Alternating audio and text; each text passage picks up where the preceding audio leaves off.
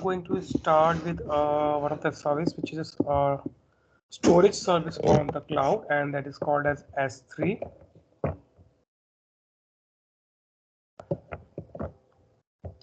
So S3 is an object level storage. Object level means you can simply just go ahead and store anything that you want, like some drive we used to have in our laptops. We can go ahead and upload videos, photos, images, CSV file, PDF, Parquet files, executable files, jar files. So anything we can go ahead and store it on the S3, and everything that we store on S3 is called an object, and that's why it is called an object level storage. And it has got a theoretically, they say it's an unlimited amount of storage. We pay the charges to cloud services based on the amount of data we are storing and based on the frequency of accessing the data. Like for the data retrieval fee, we have to pay, data writing fee we have to pay, and then we have to pay a storage fee. But anyhow, these fees, like whatever I mentioned, these are very lower side. So it's quite feasible option to go ahead and launch our or store our data on cloud. So you can say this is nothing but a cloud storage service. So what are the features it has? It has a feature like it has very high scalability. So this means today you might be storing data in MBs. Tomorrow it could be in GBs, and then it can go to terabytes and petabytes. Basically, they say it's practically unlimited data. So any amount of data we can go ahead and launch or store it on the S3 services. It is very highly available. So if you remember from the Friday class, we have regions, availability zones, and data centers. So by default, when we upload this file, it is zone redundant. That means 2 copies of a file will be uploaded into one availability zone, and another third copy will be there on the second availability zone. So if an availability zone goes out, you will still have the access to your files. Okay, this is happening because we have our files located in 2 different availability zone. For security, we do have many features.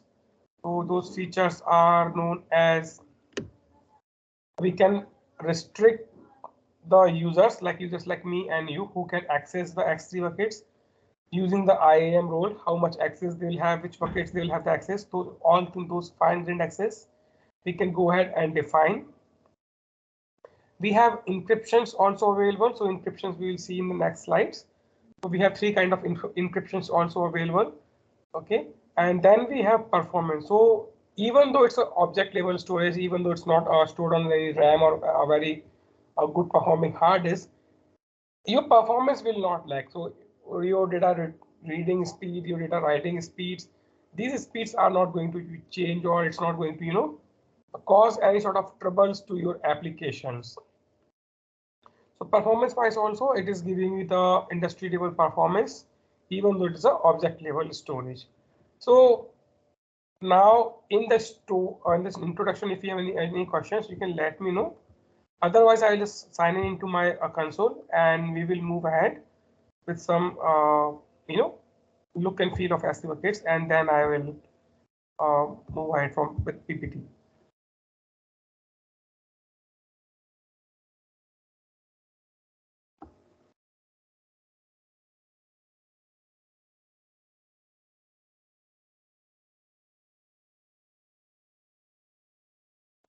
And I hope that you guys have created your free tier AWS account, or you maybe earlier had a layer 1.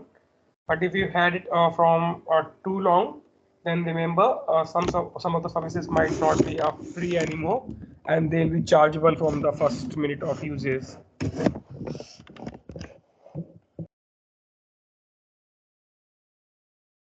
Okay, so now this is the landing page of S3. So how you can reach here? You can just go on the home page of your AWS login. So once you log in, this is the page that you will get here. So if you have worked with S3 recently, You will get it here. Otherwise, we can simply click in the search box and type S3. Okay, and S3 stands for three S's, like SSS. This is the reason why it's called S3, and it is full formed as Simple Storage Service. This is the landing page of S3 buckets, S3 service. And then on S3, we have to create a bucket to store data. So bucket you can treat or understand as a parent folder that we are going to create, and inside that we are going to store multiple files or multiple data sets, and those can also be subgrouped in a folders. Okay, so let's check how we can go ahead and create a bucket. So first of all, we have to choose a bucket name here. So bucket name actually are globally unique. So any bucket that I have already created, I cannot create that bucket again. And also, you guys also cannot create the bucket. So if I say this bucket is actually already created by me. So now if you guys try to create this bucket, it won't be possible. And like nobody in this world, complete world, cannot have a duplicate bucket name. Okay. So we have to choose our bucket name it carefully, and we have to assign them some unique characters or unique identifiers. So let's say I call this bucket name as a AWS Data Engineer training, and let's check if this bucket is available. So when I go and hit create here, and if this bucket is not available, then I'm going to get an error here. Okay. Then second option here is your region. So first of all, S3 is a global service. So if I come back again here, and if I go on S3 once more, you see when I'm going on S3 homepage, my location is mentioned as global. This means S3 buckets are global service. So any bucket, like this bucket is created in the North Virginia, this bucket is created in the Mumbai, all the resources that you create anywhere in the world, they will be available on your home console. But on the same side, if I go inside one of my Lambda functions,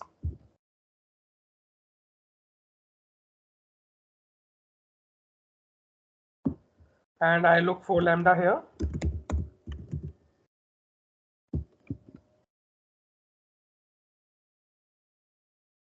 so you can see now it is not global. So for S3, this point is actually global, which is showing me in which region currently I'm looking. Okay, and right now I can see I have specifically inside my Mumbai region, and if I just try to change my region from Mumbai to, let's say, North Virginia, then you can see I will not have any of the Lambda functions available here, because Lambda function is the regional service, only S3 is the global service. Okay. So this actually means any bucket that you create is globally available. You can connect that bucket with any of the Lambda function. Okay. But if you create a Lambda function inside a North Virginia, you only can access the North Virginia resource from this particular Lambda function. Okay. If you try to access the other resources, you will have to, I mean, you can do it, but you have to, it's not direct possibly available. Okay. And it's also like you might create a function here, and next day you log into a cloud and you might not see the function, and you might be wondering that I haven't deleted that function, but it just might be the case that your region has been changed now. So you have to be careful about this feature, that region things, but for S3 it is okay to have in any region. So now you can say, but still I have to choose in which region I want to store my data. Okay. So globally means you can access all the buckets at one place, but still those buckets are going to store data on some servers. Where you want to look at those servers, you have to choose that option. So right now I'm saying Asia Pacific, Mumbai region I want to choose. Okay. Then I have my you can ignore this part. Okay, this is like now been taken care by IAM. It is access control list basically, and this we can this is recommended by AWS to be disabled, and use the IAM roles and bucket policies to get this feature enabled. Okay. Then next option is like block all public access. So if I do not check this box, like by default this box is checked, this means nobody in this world can access my buckets without ID and password to log in into this account. So if I do not check out this box, and if somebody has the URL of my bucket, then they will be able to access my files or data which is placed inside this bucket. So make sure for a public until unless you are intended to create a public data set, this should be blocked. Okay. Then we have bucket versioning. Okay. So versioning is a feature which prevents two things. Okay. Or you can say which takes care of two things. First of all, let's say I have a bucket. Let's say if I go inside this bucket, which I have already created. Okay, so don't get confused. Let's say I have this folder right now with me. Okay, and this folder is having some file. Let me show you that file. Okay, let's say I have this file with me, and by mistake I deleted this file, and I want to retrieve it back. So if your versioning is not enabled, there is no possible way to retrieve your files back on the cloud. So if you want to retrieve your files back, we have to enable the versioning option. Okay, so for every bucket, it's true for every bucket. Every bucket has their own set of properties and settings. But whenever we are creating bucket, or after the creation of the bucket also, we can go ahead and change the settings. But if we want to make sure that our files are not deleted by mistake and still they are recoverable, we should use feature called versioning. Okay, so I'll tell you like once we created that bucket, I will show you how the versioning works. Second benefit of versioning is, let's say I have a file name here, like say my file name is only KDS S3 demo 1. Okay, and then the same file with the same name, if I go ahead and again upload this on my bucket, so it is going to be uploaded in the overwrite mode. So any existing data that I had in my file is going to be deleted, and I won't be able to see, or you can say I won't be able to come back to my previous versions of the file. So if I have the version enabled, then I will have all my versions listed. I can go back to any of the versions that I want to choose and get back the data from the past. So these are the two features, like prevention of unwanted deletion and prevention of unwanted overwrites can be survived by enabling the versioning option. This overwrite option, can you please explain? So it is like, let's say I upload this file. Okay, so let's just go ahead and see the demo of uploading files also. I click on upload, then I have two options. If you want to upload the files or folder, let's say I want to upload the files. Let's say I take this file, okay, and go ahead and upload this.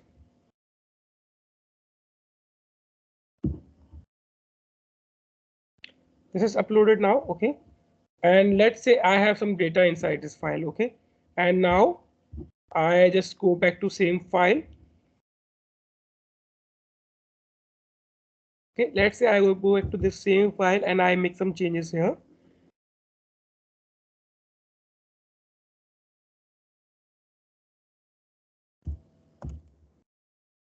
I have made some changes here and I save this file.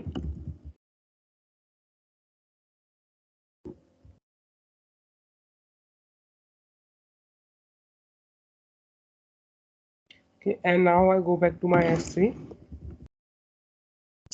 Again, I say upload, add files, and again I click on same file. So you can see my file name has not changed. I have just changed the data of my file. Okay, so if I go ahead and upload this file, okay, if I go ahead and upload this file, click on upload, my file is upload and it is also been updated with, like you can see only one file is here, and this is the latest file. Like say if I wanted to go back and check into my previous versions of my file, now I cannot do that. I only have the access to my latest file. So if versioning is enabled, you can go ahead and check back the historical versions of the file also. Where we can check the historic? Suppose It is here. You just like if the versioning is enabled, like I am not sure if it is enabled for this bucket. If it is enabled, you will see the versions here. So if I just toggle this button here, show versions, so you can see this file is having here. This is the file that I uploaded latestly. It's 2119, and this I uploaded a minute back. so the previous version file is also available. Yes, the previous version is also enabled available because this file is enabled. This bucket is available with the versioning enabled. And how long it will be available in this?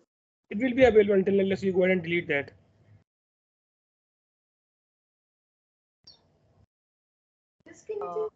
And is there any steps or something standard steps are mentioned, like when you can delete this backup file? Come again, please. And is there any standard process is there, like after this many days we can delete those files like that? Yes, yes, it is there. And how in real time how much it would be, like in terms of days or in terms of months?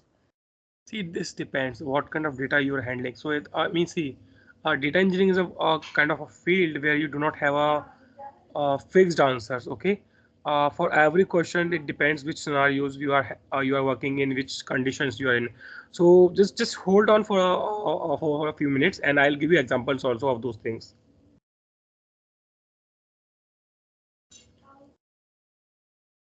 But yeah, my question is right now we have just seen the knowledge of versioning. So are you comfortable like what versioning is doing?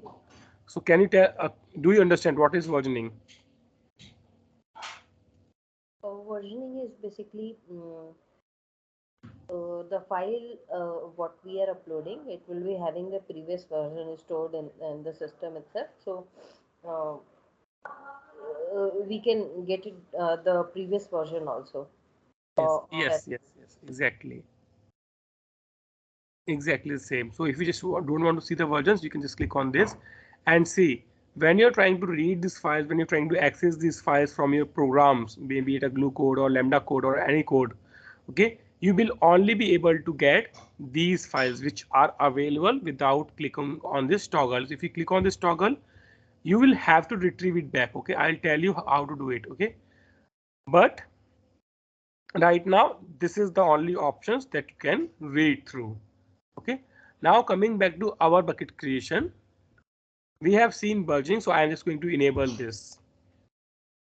Okay, then let me just make sure I have not missed any option. Okay, then we have default encryption. So for this demo, for this bucket, I am going to keep it default only, but there are two kinds of encryptions we have in the cloud. Okay, first kind of encryption is, if I come back on my security, first kind of encryption is server side encryption. Okay, this means server where my data is going to be stored. Like right now, I'm trying to create a bucket, and then maybe I'm trying to upload a file, and that file is not encrypted by me. It is going to be encrypted when it is stored on the data centers of AWS. That means server side encryption. There also we have three options available with us. The default one, SSE S3. This means S3 as in service, like AWS is going to be maintaining the keys. Like you can see Amazon S3 managed keys, like encryption rule is obviously given by AWS, but encryption keys are also going to be managed by S3 service itself.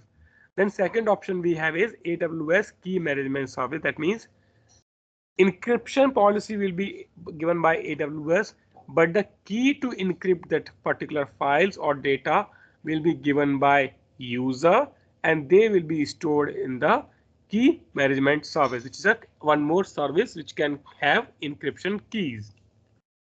Okay, so this is I'm going to demo you that how we can go ahead and store some keys in the KMS and how it affects. Okay, so but check it carefully. Right now I'm selecting the option of SSC S3 default encryption. I'm selecting and I'm enabling the bucket key. Now we come into the advanced settings. In advanced settings, first one and only setting that we have is object lock. Okay, so right now if you see I'm going through the S3 features life cycle. I will explain you. Object lock I'm explaining right now. Versioning we have gone through. Okay, so we can go ahead, okay, and enable the object locks. So what is this object lock is going to do? So some of the projects, okay, listen this carefully, some of the projects and also sometimes the governments are forcing the software developers to apply some rules which are not allowing your data to be modified. Like once your data is processed, it should not be modified or deleted. For an example, let's say we are working in a healthcare industry. Okay, in a healthcare industry, we might have some patient records. Okay, and those patient records have been uploaded in some CSV format or PAGE format on cloud services. But if some developer goes and by mistake only, okay, not willingly, it's I'm just saying by mistake, he goes ahead and modifies some of the patient's data, like maybe the illness or root cause of the illness or the treatment they had or the number of days they were admitted into hospitals. Any information he can go ahead and change it. But object lock says if a file is placed on S3, so if object lock is enabled, then those files cannot be those files cannot be modified or deleted for the particular amount of time this setting has been enabled. So from here I can simply just go ahead and enable or disable this service.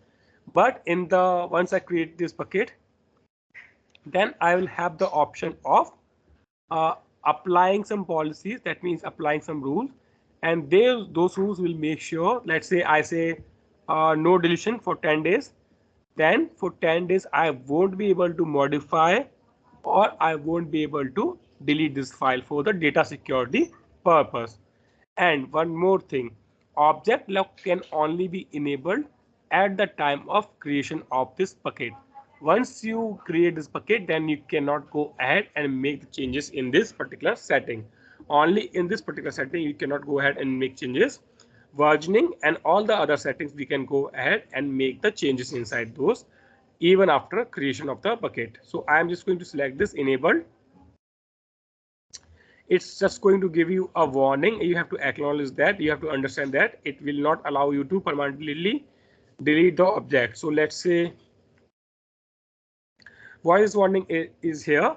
So let's say you go ahead and create object lock feature, and you let's say you write the rule that like forever this file cannot be deleted, or like anything I upload inside this bucket cannot be deleted forever, and you upload 1 TB of data, then forever you will have to pay for the 1 TB of the data. You will not be able to delete that because of object lock. There's no possible way to go ahead and delete those files, and you will have to pay the rental of those files to AWS. Is it clear? And it's not possible to change the setting of this. No. Object lock setting you cannot change. Like once I hit the create bucket here, I won't be able to change the object lock settings.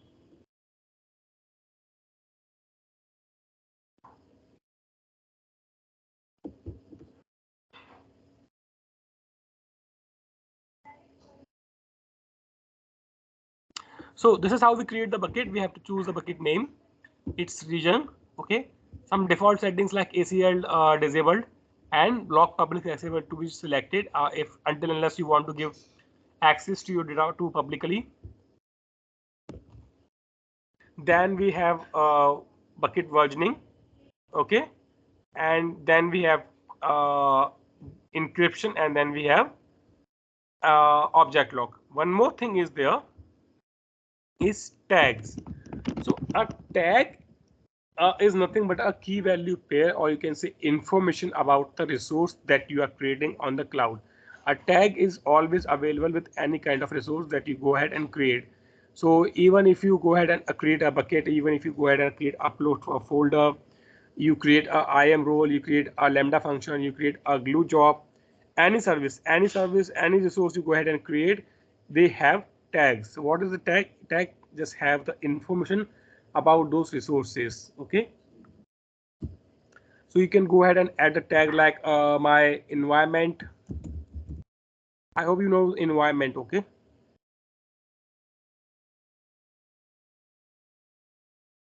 And then I could say dev.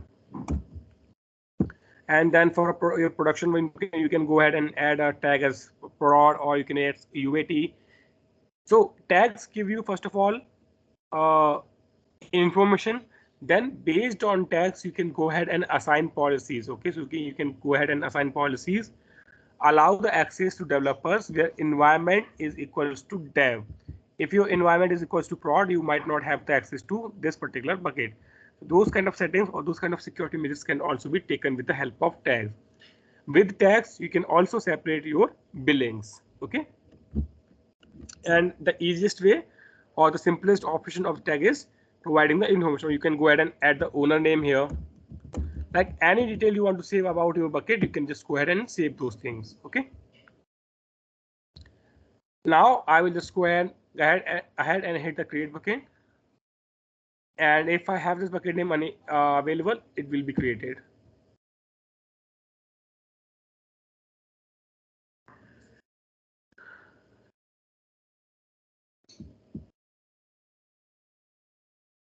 So yes, I have successfully created my bucket. So if I just look for this bucket here, I can find that by name here. And now I can go inside this particular bucket. Okay. So till now we have seen object lock and versioning only. So now let me just go ahead and upload the files here.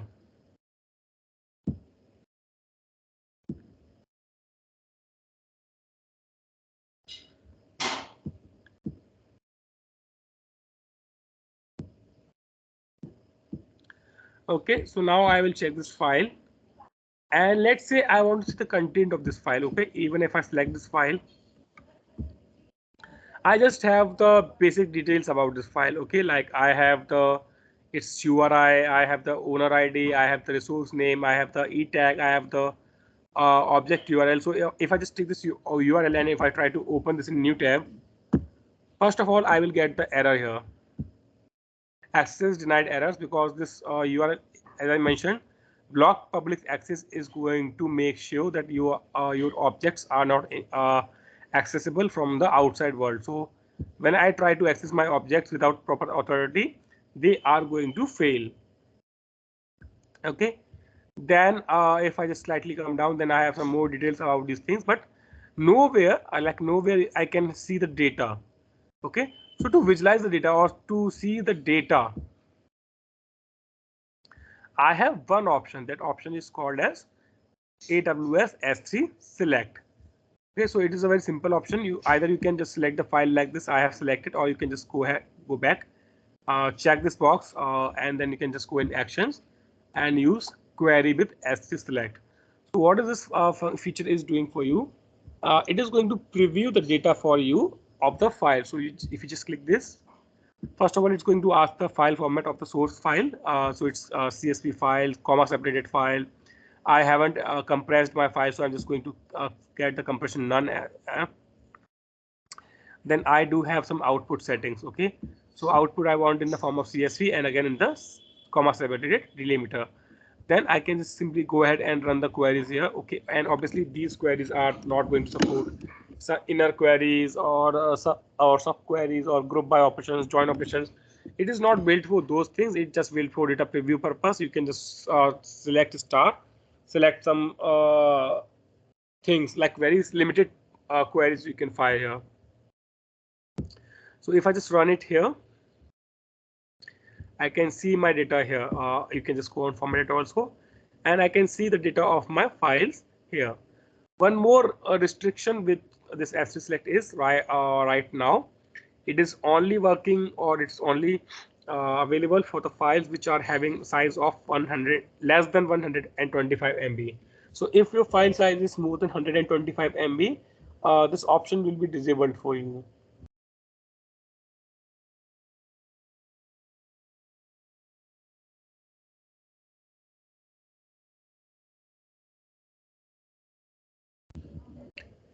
Okay, so just a very basic feature that can help you visualize the data if your file is size is less than 125 MB. You can run these queries, and if you want, if you can just go ahead and download the results also. Okay, just move back from here. So now actually I will take a pause here because I have introduced S3. I have shown you how to create a bucket. Okay, I have to explain to you about versioning, object lock, and also the S3 select. So if you guys have any problem or any issues, any questions, you can ask me. Take a minute and think and let me know. Airbnb price demo was we can Come again, please. put other files also, Parquet, JSON, other things. Yeah, it will work. You can simply just go ahead and upload it. And S3 select will also work with the Parquet files. Okay, so S3 it's only bound is when we are doing the S3 with select is like file size. If it's more than 125 MB, then it would be disabled. Yeah, yes, exactly. So if you see here, if your file size is more than 125 MB, this option will be disabled. Like you can see, initiate restore. Like this, this option will also be disabled. And if you see the file types, you can query CSV, JSON, and the Parquet file format. Reformat it. What size? Your voice is very low. Okay, so as of now, three file formats are supported. CSV. Yeah, only three, only three. Okay. The query is left, but in case of when we are storing into a bucket, so we can store any type of file, No, XML or YAML or anything. no. See here. It's just three file formats: CSV, JSON, and the Parquet. No. Query with S3 select is supporting three format, but when I'm storing a file into S3 bucket, that time Yeah, I cannot that you make can any. do. That you can do. So if I just show it to you, let's say I click on upload. Okay, I click on add files.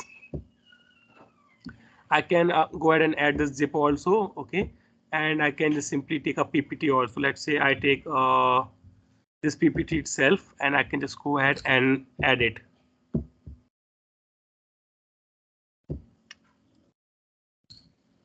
Okay, this is uploaded successfully.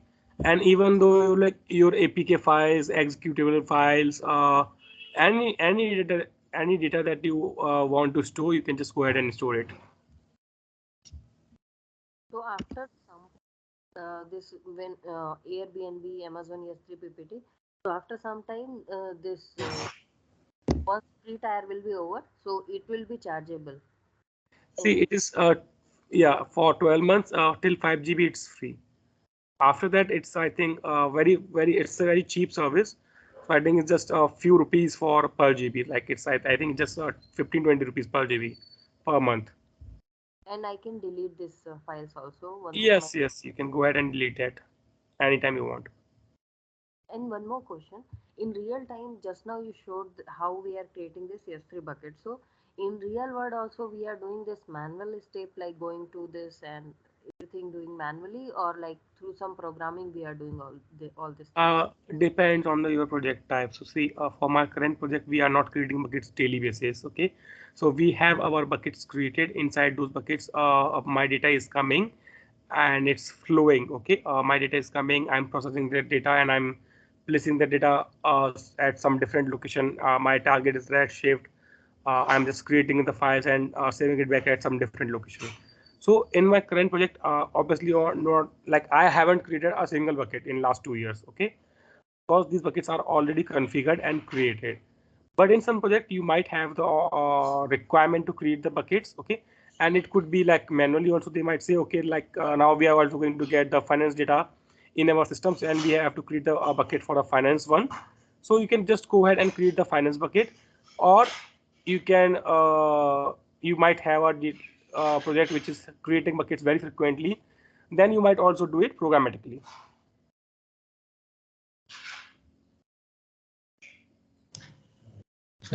See, whatever activity we are doing, can it be done through command line interface? Yes, it can be.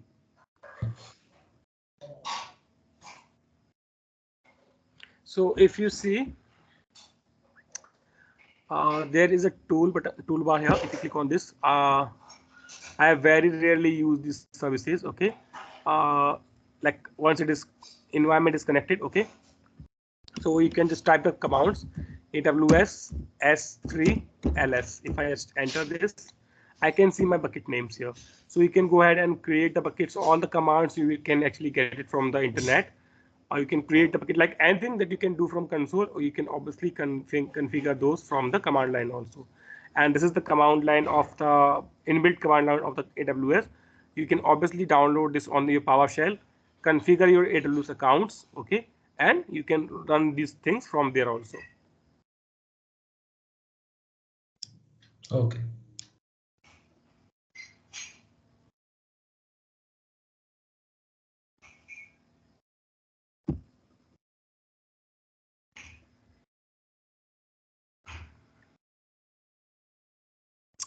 Okay, we good to go ahead.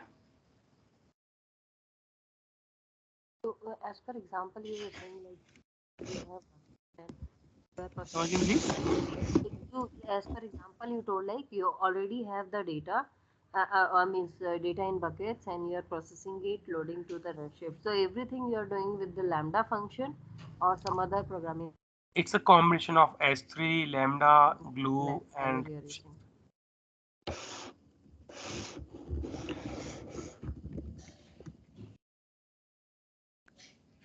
okay. So let's just move ahead. I'm sorry, I didn't. Yes, please. Yes, please.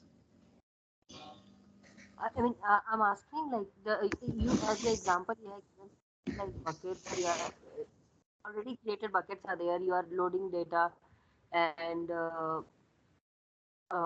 loading the data and loading to Redshift and all. So you are only using Lambda function for programs or any other things you are using? See, I okay. Maybe you not, didn't get the answer. I actually tell that it is mixed combination of Lambda and AWS Glue codes. Okay. So see, if Actually, you from know, my side, issues. come again. Can you hear me? From my side, there is net issue. Yeah, I can hear you.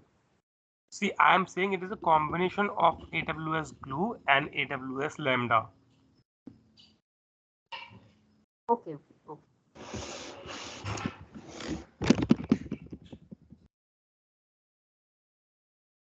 Hmm. So yeah, so we have seen versioning, we have seen select, object lock, and lifecycle. Replication is pending, which we will cover. Because before that, we have one more important thing, that is S3 storage classes. Okay, so now understand this thing very carefully. S3, when we upload a data, okay, we do have some different kind of storage classes available with us. A storage class in S3 defines how are you going to get charged. Okay, So as in the introduction of S3, I say we get charged based on two parts. One is storage fees. That is like say it's I think $1 per TB if I'm not wrong. It's just a guess. Okay, $1 per TB. These guys are charging for storage. Second charges are for your data retrieval. Whenever you try to read a file, be it programmatically or be it via console manually, or whenever you go ahead and write the file, okay, this is treated as a access of data and we will be charged for these things. Okay, so just a second. Yes. So by default, as I mentioned, by default, whenever I upload my file, those files goes into S3 standard bucket. I think this is not saved here. If I just press an enter, it's S3 standard bucket. Okay. So by default, my data goes inside S3 standard buckets. Now, in the standard bucket, listen this very carefully. Okay, or maybe I can type it out, then it will be much more easier. Standard storage charges are higher. Okay, retrieval charges are lower. This means any files or any data that you are going to store where you want to access that data very frequently, we should always store that in a standard bucket. Okay, why? Because we are paying a one-time storage charges, but we are paying lower storage charges for our very frequent activity. On the other hand, we have, as you can see, a standard infrequent access. I will call it S3 standard infrequent. It's actually called infrequent access. By IA they denote. Okay, so they call it S3 standard IA. This means your things are vice versa. So your storage charges are lower, but your data access retrieval charges are higher. So now let's say we have some data, okay, that is 1 GB of data we have. If we are accessing that data, let's say my program every day reads that data and okay, let's say my program reads the data every day. That is a frequently accessed data. I should always try, or I must always store that in a standard bucket. But on the other hand, if I have same 1 GB of data and I access that very rarely, maybe once in a month, then why should I will pay higher storage charges? Okay, I will simply pay lower storage charges, and one or two times I am just going to pay a higher retrieval charges. Okay, that means when I try to access the data, I will pay slightly more than standard bucket, but this combination, this two combination, it's still going to be less than standard bucket. Okay, so understand this thing. If we have a data which is not very frequently accessible, we should always try to load that in standard IA bucket and save some cost on the storage charges, and we should be ready to pay a 1 or 2 time fee for our data retrieval charges. But if our data is much more frequent, if we access that maybe daily basis or weekly basis, okay, multiple times, then we should not try to save our charges on the storage charge. Then we should always try to save our charges on the retrieval side. Okay, so if you do opposite of the actual rules, So if you store your file in the standard IA, okay, and then you access that file every day, then you will, instead of saving the cost, you will be ending up paying the higher charges to AWS comparing to standard bucket. Okay. So now if you have any confusion in these two storage classes, Where we are defining this setting in bucket? I will tell you, just understand the concept first.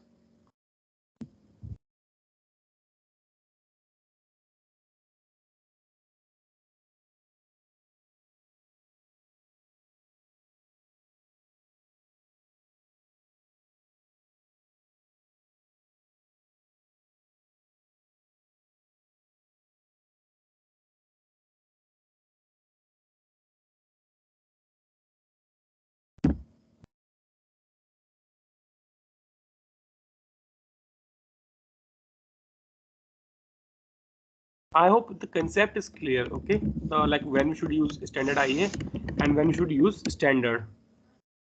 Is it clear?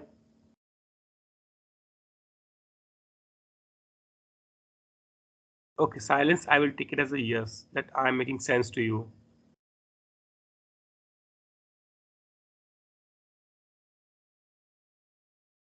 Okay, then we have one zone IA. That means let's say your data is not too critical. Okay, as I explained you, by default, data is copied into two zones. And let's say your data is like reproducible. Like if you even if you lose the data, you can reproduce the data, or that data is not too critical for you. You are okay if you lose the data, then you can just go ahead and upload that file inside the one zone bucket. Here, obviously, your data storage charges are going to be much more lower than the other buckets, because we are not storing our files in the same two different availability zones, and that's the reason we are going to pay less, much less storage charges than the standard infrequent access. Then we have a data archiving tiers. Okay, data archiving tiers means your data is dumped due to some regulations or due to some rules or due to some necessity. You cannot delete that data, but nobody access their data maybe in a year or 6 months or 3 months. Nobody access the data. In those cases, we can move to a service called S3 Glacier. This is nothing but a service for your data archiving purpose. Okay. Here we have two options. By default, we have two options. That is instant retrieval. Like here, your storage charges are same. Okay, but instant retrieval is going to give you data back in a minutes. Let's say 2 minutes, 3 minutes, or it could be a seconds also. But this flexible retrieval might take hours also, and obviously instant retrieval charges are going to be slightly higher, and flexible retrieval is going to be slightly cheaper in comparison to instant retrieval. So basically, based on charges of storage and based on charges of data retrieval, we have some storage classes defined, and we should select the one which is more suitable for our use case. Making sense? Archival means like suppose before 5 year data, if we need to store, so like Yes. that. Yes, like that only.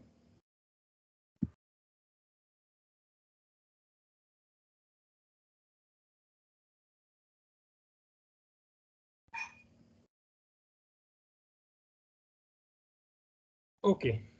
So now there is a feature is called S3 life cycle.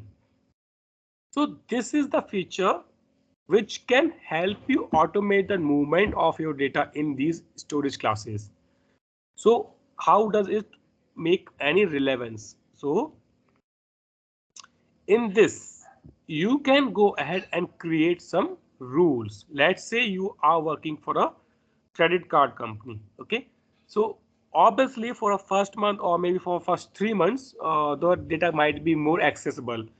users or the customers of the credit card might be seeing their credit card bills, their credit card use very frequently, and that's the reason that data will be very frequently accessed. So for first 3 months, you might look to store that data on a S3 standard bucket.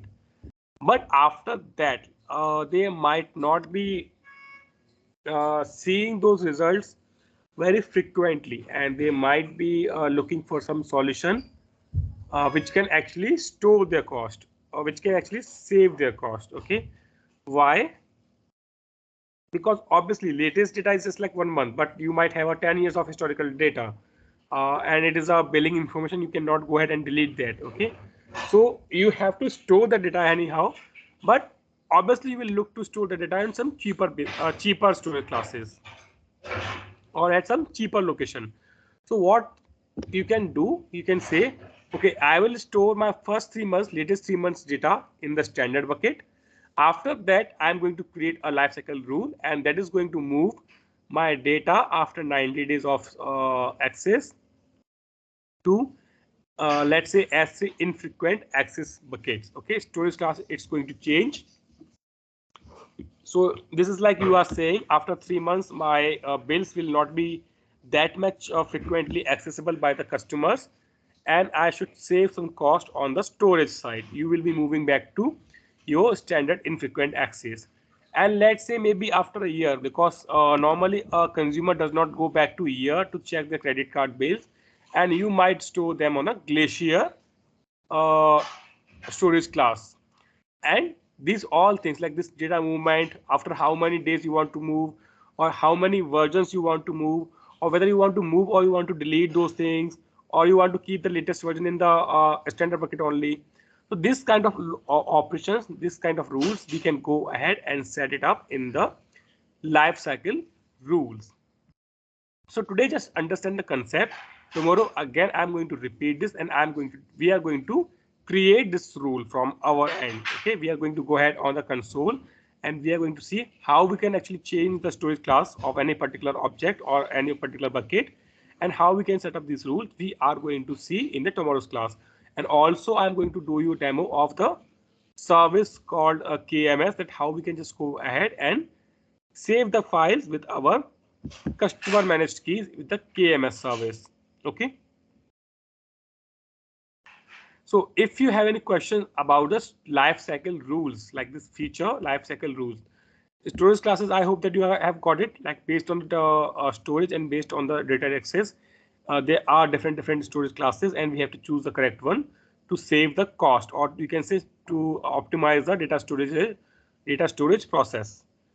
But to do that automatically, we have one rule, that is S3 lifecycle feature. This I'm going to demo to you in the tomorrow's class. So before that, if you have any questions in the concept or in today's class, you can ask me.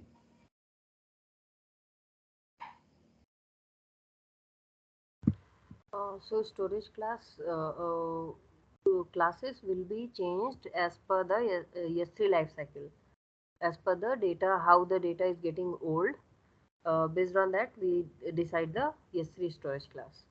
Yes, based on that, we decide the storage class. Yes. And the versioning file also we can store as a as part of ES3 storage class. Which one? Version file we have created. Yes, yes, we can make it. We can make it. And in the ES3 storage class, there is another section, ES3 intelligent tier. So what is that for? So we can say it's the small part of the complete lifecycle rule. Here you can. I'm actually going to do demo of this also intelligent tiering. Then it will be much more clear to you. So I'll say just wait for this for today. It is nothing but like it is not a different one. Basically now they have like if I just give the theory, basically they have introduced this feature, and they say based on their AI and ML operations and all those things, they will AWS will itself will decide the storage classes for you. Okay, so they might see this object is not accessed from last 60 days, then they will move that object to instant infrequent access. Okay. I have one more question. Server side encryption and client side encryption. There's two points are there. So servers, AWS work on server side only. So it's like I just needed to know the difference between server side and client side. See, this actually haven't completed, yeah. But this question is like, server side means we are just uploading the data, and server itself is encrypting those things. Client means us. Okay, we are encrypting the data. Encryption logic is given by us. Encryption key is given by us, and then we are placing the encrypted file itself on the cloud. It is client side encryption. Okay, so file are getting stored in cloud only, but the way of encryption we are defining in two ways, whether it would be server side or client side. Exactly. Okay, So got see what happens. Some of the projects, or you can say most of the projects, are fine when they upload the file, and AWS encrypt the files for them, and they just use KMS. Okay, but there are some very critical data. Some of the project does not trust the clouds. They encrypt the data from their own side first. Okay, and it will be encrypted by their own given logic and keys. Then encrypted files are uploaded to AWS, and they also actually are going to encrypt the file anyhow, but it's like encrypted file are again got encrypted. And here it's just like you want to manage the keys locally, like you want to access those files or access the data from cloud. In that case, you can just upload the keys. Like I have encrypted, I have my key, I can upload that key on the cloud, and I can store that in the KMS. Or you can just have the key in your local machines, like your personal laptops or personal softwares, and decrypt the file at the local machines only. okay.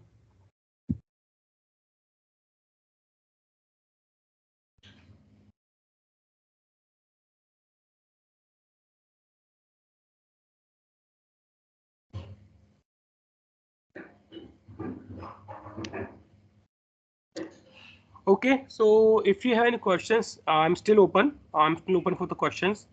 You can ask me. Otherwise, we can just log off for the today.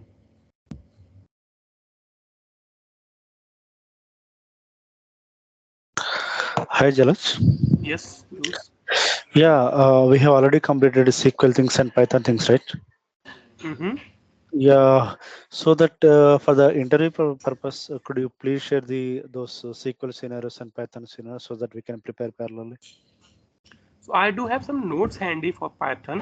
Mhm. I had downloaded that for one of my. Uh, yeah, it is this one. Scenarios. I'll just pick it up and give it to you. Okay, some simple queries, some say testing queries. I'll pick it to you and give it to you. But yeah, you can actually just download some Kaggle data set and just try to modify it. Let's say dropping some columns, removing some columns, doing some group bias, trying to calculate some things. Just try it from your end, Mhm. and some questions or like just kind of a simple assignment that I'll try to prepare. Okay, okay, sure.